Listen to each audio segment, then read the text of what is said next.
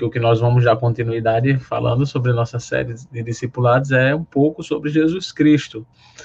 E eu confesso que eu disse, rapaz, o que fazer, né? Por mais que tenha um direcionamento aqui, mas eu disse, o que falar, sobre Jesus, diante do assunto. Jesus Cristo é extremamente amplo, na Bíblia, de Gênesis a Apocalipse, em cada livro da Bíblia, se fala sobre o Senhor Jesus. Claro que na maior parte dos livros da Bíblia não se menciona o nome do livro o nome Jesus Cristo, não é? Que são os livros do Antigo Testamento, que tem um número maior do que os do Novo Testamento, mas ele está presente ali, às vezes com outro nome, às vezes só com a obra, com a promessa da sua vinda, das suas ações, enfim. O assunto Jesus Cristo é assunto para a gente sentar e a gente passar os próximos anos da nossa vida estudando ele. Na verdade, falando com vocês, é isso que a gente faz, não é? É isso que a gente faz dia a dia na igreja, mesmo nas mensagens de domingo. Mas, assim, é Cristo Jesus. A gente está falando sobre Jesus e, naturalmente, a gente está falando sobre isso, sobre quem ele é, sobre o que ele fez, enfim, sobre a sua obra. Mas eu vou tentar com vocês refletir um pouco e quero que vocês fiquem muito à vontade para se quiserem também comentar aí uma pequena experiência, não é? Eu vou tentar aqui introduzir algumas perguntas e nós vamos pegar alguns textos bíblicos, texto lá do Evangelho de João, capítulo 1, um texto de Mateus, capítulo 27 também, um texto de Marcos. Eu vou mencionando aqui e acho que é tranquilo. Normalmente Jonatas já apresenta para vocês aí, tá bom? E eu vou lendo com vocês. Então a gente está dando continuidade a essa série de discipulado, seguindo Jesus, né? Essas reflexões que nós temos feito sobre o discipulado cristão, onde tem as mensagens sobre a Bíblia já estão no YouTube, e as outras estão gravadas aqui, pelo menos o culto todo, né, na quarta-feira fica gravado aqui, mas a gente tem conversamos sobre a Bíblia, conversamos sobre oração, e nós temos conversado agora sobre crenças fundamentais, não é? Sobre aquilo que é fundamental para quem está aprendendo, sendo discipulado, conhecendo o Senhor Jesus. E nessas crenças fundamentais, a gente até falou da grandeza de Deus, enfim, a gente chegou agora para conversar um pouquinho sobre Jesus, e eu fiquei pensando, Senhor Jesus, essa noite eu vou conversar sobre o Senhor, e eu queria conversar sobre o Senhor com os meus irmãos, essa oração com os meus irmãos aqui, mas o Senhor foi me trazendo à memória as experiências e o conhecimento que a gente tinha, que eu tinha e que conheço outros irmãos também que compartilharam, sobre Jesus, sobre o próprio Jesus. Então, eu queria te perguntar isso aí. Se você se sentir à vontade, você pode comentar. Se você não se sentir à vontade, você pode comentar aí na sua casa mesmo, né? Pensar sozinho. Quem é Jesus para você? Quem é Jesus para você, não é? Se alguém te pergunta isso, caminhando na rua, eu acho interessante, quero fazer menção de uma série, né, já que de muitos anos, uma série que se passa, né, há muitos anos nos Estados Unidos e no Brasil, conhecida, né, a gente conhece como Os Simpsons. E eu acho interessante uma coisa nos Simpsons, porque originalmente ali eles são uma família cristã. Eles vão aos domingos lá na igreja, né, que é a igreja cristã de Springfield, né, que é onde se passa ali aquele desenho.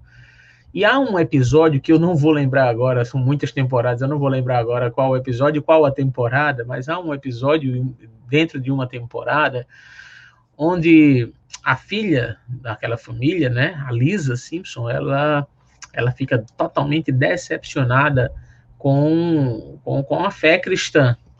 E ela se decepciona, interessante, naquele episódio, eu lembro, por conta do mau exemplo do pai. o mau exemplo que ela tinha do pai, o mau exemplo que ela tinha também do vizinho, que era um religioso extremamente ditador das coisas, sabe? Um falso moralista mesmo. E ela também teve essa decepção por conta do próprio reverendo daquela igreja, o reverendo Lovejoy, eu acho que era o nome dele deve ser esse. E eu acho interessante que ela vai procurar um outro centro para entender dentro de uma filosofia, né? Dentro de uma outra filosofia, encontrar paz e uma religiosidade por conta da decepção. Mas tem algo que é marcante, eu vou parafrasear aqui, mas é mais ou menos, quase literalmente isso que ela diz. Depois eu poderia até numa conversa pessoal procurar esse episódio e ver bem direitinho a frase, mas essa frase ela diz que está decepcionada com as pessoas porque as pessoas não vivem o Deus que elas pregam, no caso Jesus Cristo. Então, o Jesus que está escrito, como eu disse, é totalmente diferente daquele Jesus que essas pessoas estão apresentando com as suas vidas. Eu fiquei matutando nisso e pensando, rapaz, isso por mais que seja numa série, tudo que é extremamente crítica, mas isso reflete umas verdades, porque as pessoas conhecem Jesus, quando eu digo assim, normalmente através da vida dos seus discípulos. Os primeiros discípulos, Pedro, né, João, Tiago, Mateus, eles conheceram Jesus pessoalmente, eles sentaram com Jesus, eles tocaram em Jesus, né, eles ouviram a voz de Jesus, como você está ouvindo a minha, ainda melhor, né, que era pessoal. Então eles tiveram refeições, mas o Senhor Jesus disse que eles precisavam fazer discípulos, fazer com que as pessoas fossem parecidas com ele. E a partir do momento que o Senhor Jesus sobe aos céus, que aquela geração morre, e talvez aquela geração que viu, né, Jesus literalmente, as pessoas começavam agora a enxergar Jesus através das atitudes dos seus discípulos. E eu acho interessante porque o Senhor Jesus ele faz essa pergunta para os seus discípulos: quem os homens dizem que sou? Deixa eu ler com vocês, ou pelo menos aqui mencionar para a gente ler. Está lá em Marcos capítulo 8, né? Evangelho de Marcos capítulo 8, versículo 27. Marcos capítulo 8, versículo 27. Eu acho que vai ser projetado aqui, eu vou ler com vocês aqui. Marcos 8, 27, que diz: Jesus e os seus discípulos dirigiram-se para os povoados nas proximidades de Cesareia de Filipe. No caminho, ele lhes perguntou: quem o povo diz que eu sou? E isso até aí, porque depois, né, os discípulos, né, vão chegar e dizer, alguns dizem que é João Batista, e aí os discípulos vão dizer o que o povo estava dizendo que Jesus era. E essa pergunta do Senhor Jesus ainda é a pergunta hoje: quem é Jesus? Quem é que as pessoas dizem que Jesus é? Quem é Jesus para a gente? E como nós mostramos Jesus para as pessoas? Como as pessoas conseguem ver Jesus através de nós? E por que eu estou fazendo essa ponte através de nós? Porque deixa eu te dizer uma verdade aqui. Todas as pessoas, de todas as religiões, ou que não tenham religiões, todas as pessoas que acreditam em Deus, ou mesmo aquelas pessoas que se declaram ateias, que não acreditam em Deus, elas têm um conceito sobre Jesus. Elas vão entender, Jesus foi um revolucionário, Jesus só foi um homem que viveu, fez diferença, depois morreu. As religiões, as pessoas, todas as pessoas, se você perguntar a elas, eu gosto muito de perguntar, quem é Jesus para você? Quais são as perguntas mais comuns que eu escuto das pessoas do dia a dia, que são religiosas, mas que talvez ainda não entenderam e não encontraram realmente quem é Jesus? Jesus é nosso Salvador. Eu disse, é isso mesmo, Jesus é alguém bom, Jesus é alguém que ajuda a gente. E aí vão aqueles conceitos. O Senhor Jesus passou por isso com os seus discípulos, né? Muitas pessoas já naquele tempo tinham conceitos sobre quem era Jesus, não é? Agora, mais do que isso, gente, qual é a experiência que nós tivemos? E aí eu queria talvez me direcionar àqueles que já têm caminhado com o Senhor Jesus, que já fazem parte de uma igreja. Qual a experiência que nós temos tido com o Senhor Jesus ao longo da nossa caminhada cristã? Eu lembro que, assim que eu cheguei, eu tinha aquela minha empolgação natural, sabe, de quem está chegando e de querer conhecer mais sobre Jesus. Tudo era novo, além da leitura bíblica, é claro, tinha as pregações dos pastores, daqueles que pregavam, e eu ficava atento, tentando aprender. E a gente vai entendendo ali Jesus. Agora, a gente também, ao longo da caminhada, a gente vai entendendo que tem muitas coisas sobre Jesus, por exemplo, quando a gente vai conhecendo, a gente vai aprofundando. Pronto, eu achei a palavra, obrigado. A gente vai aprofundando o nosso conhecimento de quem é Jesus. A gente vai ganhando intimidade com eles, com Jesus. Se a gente pega a história bíblica, a gente vai ver que no começo, os discípulos, quando eram chamados por Jesus, eles chegaram meio tímidos. Nesse texto que nós lemos de Marcos, os discípulos já estavam há alguns anos numa caminhada com o Senhor Jesus. Jesus pergunta para eles, e eles, Senhor, estão dizendo isso, isso, isso. E eles, e vocês, Jesus disse? Jesus, e vocês? Quem é que vocês dizem que sou? E aí eu penso, diante desse mundo que a gente vive, onde tantas pessoas têm tantos conceitos sobre Jesus, onde tantas pessoas associam Jesus às suas ideologias políticas, religiosas e tantas outras coisas. Essa pergunta do Senhor Jesus ainda é firme, essa pergunta do Senhor Jesus ainda é importante. E vocês? A começar em mim aqui. E nós? E vocês? Quem dizem que eu sou?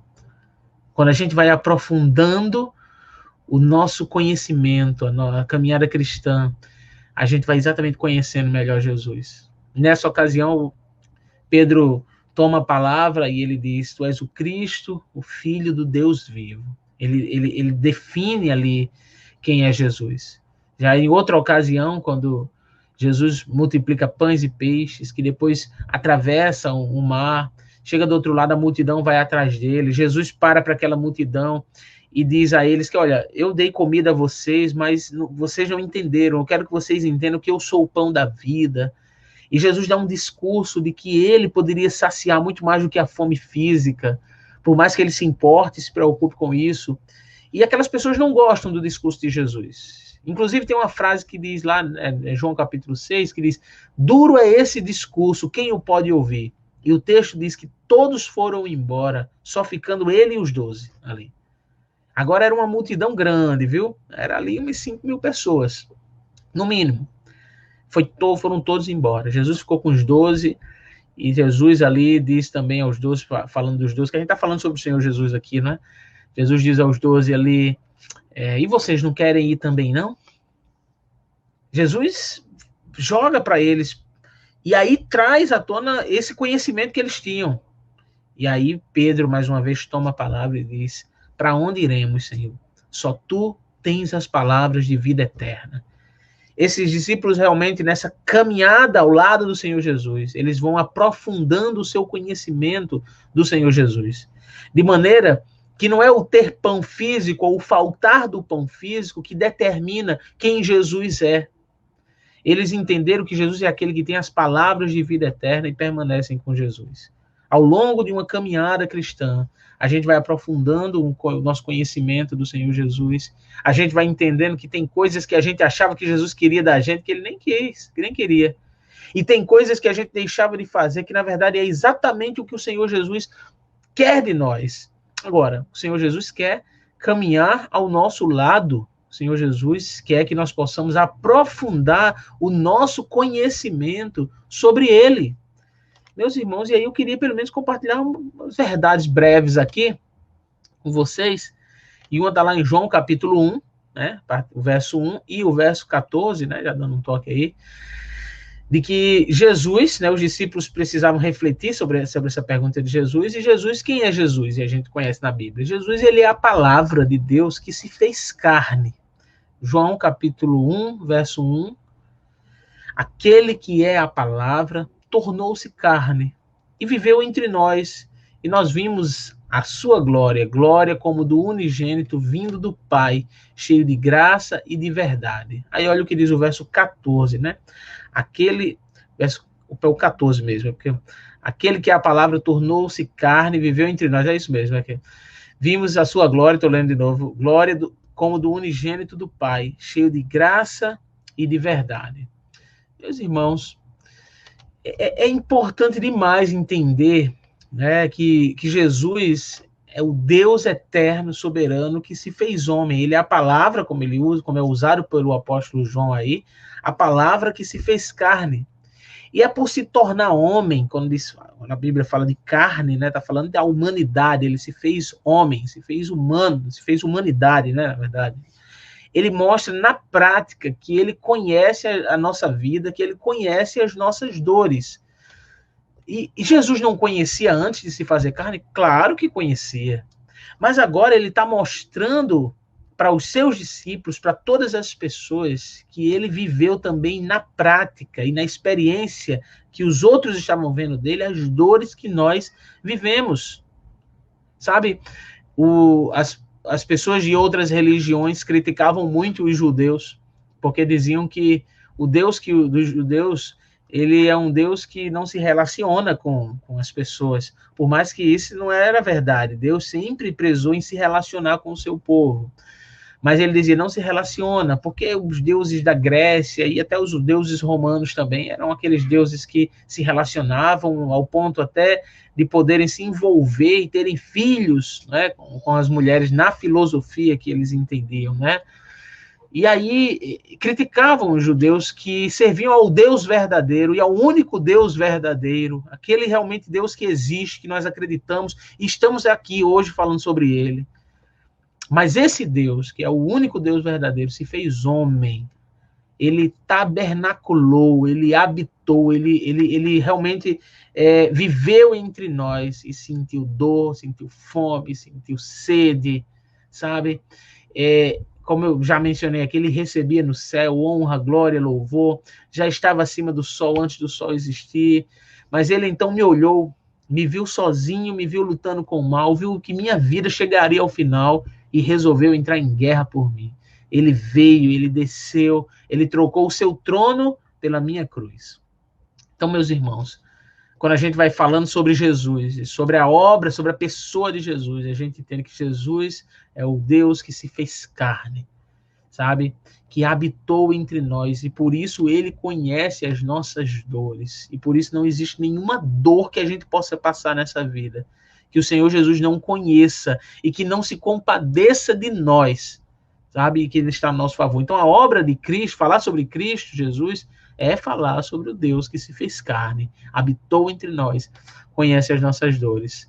E por conta disso, está lá no versículo 12, João capítulo 1, versículo 12, ele nos deu a oportunidade de nos tornarmos seus filhos. Vamos ler João capítulo 1, o verso 12, o que diz? Aqui também é.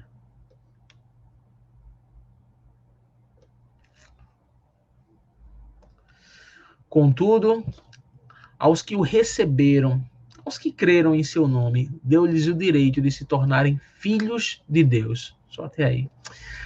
Olha a consequência dessa vinda do Senhor Jesus aqui. Ele nos deu essa oportunidade, o direito legal de nos tornarmos filhos de Deus, mediante crer nele, ter fé nele, sabe? Confiar nele, como eu gosto de dizer, ter fé.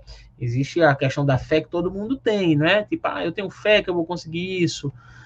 Mas existe a fé no Senhor Jesus para salvação, para crer, que é crer nele. Essa fé envolve confiar totalmente nele. Essa fé envolve entender que somos incapazes de nos salvar por nós mesmos. Essa fé envolve entender de que é ele quem realiza todas as coisas e quem realizou todas as coisas por nós. Então, isso nos dá esse direito legal de sermos filhos de Deus. É a consequência do que Jesus fez por nós. Agora, em segundo lugar, ele fez uma grande obra por nós. Eu queria ir lá para Mateus, capítulo, né, Evangelho de Mateus, capítulo 27, a partir do verso 35. Mateus 27, a partir do verso 35. E eu queria, na verdade, fazer a descrição desse texto com vocês. Mateus, capítulo 27, versículo 35. A gente vai lendo, né? E à medida que a gente vai lendo, a gente vai conversando. Depois de o crucificarem, dividiram as roupas dele, tirando sorte. E sentando-se, vigiavam-no ali. por cima da sua cabeça, colocaram por escrito a acusação feita contra ele. Este é o rei dos judeus. Vou continuar.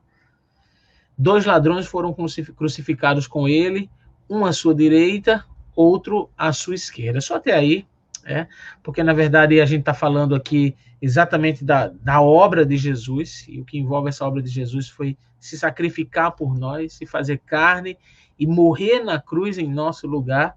A continuação do texto vai falar que ele foi zombado, de que as pessoas zombavam dele, e ele sabia que as pessoas estavam zombando dele, e que diziam ali em zombação, salvou tanta gente, não consegue salvar a si mesmo. Até depois de algum tempo chega um momento que Jesus, ele respira, e ali a Bíblia diz que ele entrega o seu espírito, e a obra está consumada. Em outro texto, em outro evangelho, ele diz, está consumado.